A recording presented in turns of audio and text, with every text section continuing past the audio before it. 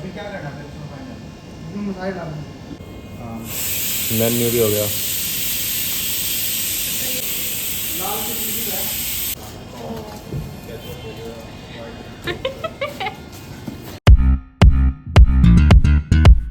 आज है हमारा डे 8 और वेलकम टू द व्लॉग। आज हम फटाफट से सारी चीजें काट के लिए रेडी कर रहे हैं। हमने एक लिस्ट बनाई है जिसके अकॉर्डिंग सारी चीजें हमने डालनी है, क्योंकि यार बार बार चक्कर काटना ना बहुत मुश्किल काम है किचन से काट तक। और यार जो लोग ये सोच रहे हैं कि हमने अपना कैफे क्लाउड किचन बंद कर दिया, तो ऐसा कुछ भी नहीं है। हमने उसे क्लोज नहीं किया, वो भी साथ के साथ चल रहा है और कार्ट भी साथ के साथ चल रही है। तो जो लोग हमारे कैफे के आसपास रहते हैं तो प्लीज आप वहां आकर अपना खाना एंजॉय कर सकते हैं, और जो लोग कार्ट के पास आना चाहे वो कार्ट के पास आ सकते हैं। तो दोनों ऑप्शन आप लोगों के लिए अवेलेबल हैं। अब यार 8 दिन हो चुके हैं कार्ट को, एंड पिछले 7-8 दिन से मैं और तरुण ही कार्ट के ऊपर जा रहे हैं, क्योंकि हम लोग ज्यादा कंफर्टेबल हो गए हैं वहां पर। किचन में दोनों जतिन जो हैं वो सारा काम बाद में हैंडल कर लेते हैं, और तन्नू का काम होता है कि हम दोनों के बीच को मैनेज करना, कि अगर कुछ भी सामान हम किचन के ऊपर भूल जाते हैं तो वो हमें प्रोवाइड कर देती है। एंड साथ में कार्ट पे भी बिलिंग का काम उसका मोस्टली होता है। तो ऐसे करके हम चीजें अभी मैनेज कर रहे हैं। हाँ, हमें और ज्यादा स्टाफ की रिक्वायरमेंट है, तो उसके लिए भी हम हायरिंग शुरू कर चुके हैं। एंड अगर आप लोग इंटरेस्टेड हैं हमारे साथ काम करने के लिए,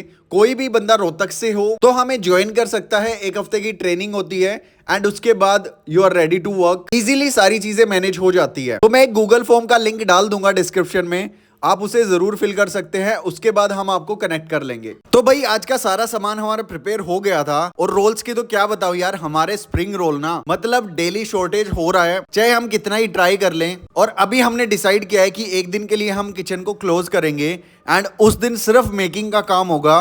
रोल्स, टिक्की सब कुछ बनाना होगा उस दिन, कोई भी एक्स्ट्रा काम नहीं होगा। क्योंकि अभी हम एक ही चीज को हैंडल कर सकते हैं, या तो हम बहुत सारी चीजें बना सकते हैं, तो ना चाहते हुए भी किचन को एक दिन के लिए थोड़ा क्लोज करना पड़ेगा, ताकि उस दिन सारी प्रिपरेशन बल्क में हो जाए, और उसके बाद डेली की जो प्रिपरेशन होती है वो ज्यादा स्ट्रगल ना करे। क्योंकि कार्ट के ऊपर मेरे को रोज एक ही चीज फेस करनी पड़ती है कि यार रोल स्टॉक आउट हो गए, वो भी 8:30 बजे, मतलब वो पीक टाइम होता है हमारा। और कार्ट जो है वो हम 11 बजे तक ओपन रखते हैं। हम बहुत ज्यादा सेल लूज कर रहे हैं, तो मैंने सबको यही चीज सजेस्ट किया, और हम सब ने मिलकर यही डिसाइड किया कि एक दिन के लिए जो है हम सारा प्रिपरेशन का वर्क करेंगे और कुछ नहीं करेंगे। तो अपनी सारी चीजें गाड़ी में सेट करके हम पहुंच जाते हैं अपनी कार्ट के पास। फटाफट से कार्ट को अनपैक किया, एंड अब बारी थी यहाँ की साफ सफाई की, क्योंकि यार हम रात को भी साफ सफाई यहाँ पे करके जाते हैं, बट हम जब आते हैं ना यहाँ पर पूरा गंदगी फैल जाती है, तो उसको भी अच्छे से हमें क्लीन करना पड़ता है। तो फटाफट से कार्ट को उसकी जगह पर सेट किया। एंड यार बोलने की परंपरा हम कैसे तोड़ सकते हैं, आज भी कुछ ना कुछ मिस्टेक होनी ही थी। तो मैंने तरुण को बोला था कि भाई सारी चीजें ना लिस्ट के अकॉर्डिंग चेक करके रख लेना, बट तरुण ने क्या किया कि पहले तो अपने मन से बहुत सारी चीजें रख ली,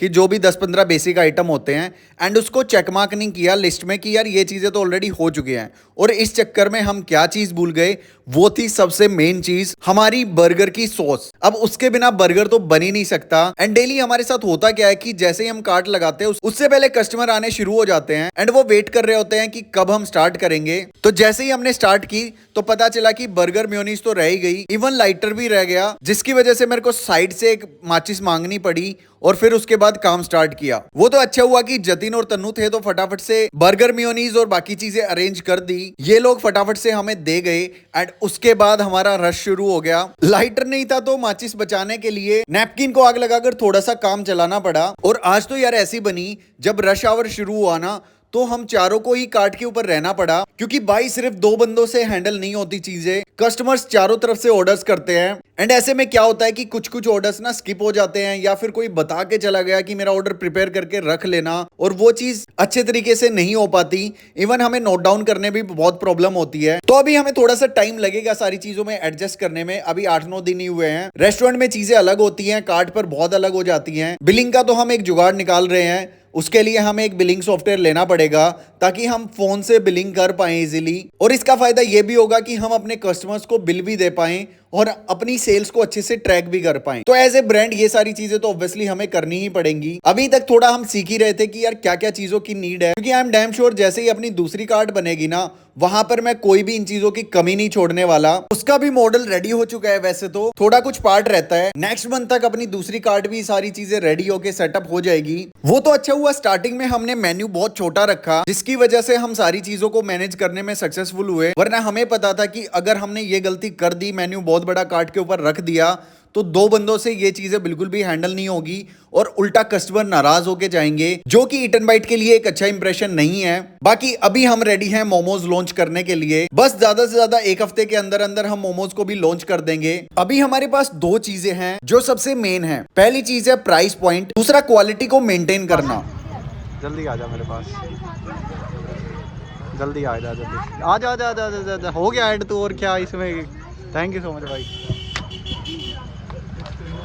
अच्छा हाँ हाँ अभी आता है यार, पता नहीं होता डाल दे भाई। क्या बात है, थोड़ा सा ब्रांड के लिए ना, जब मैंने आपको जब आपका लड़के के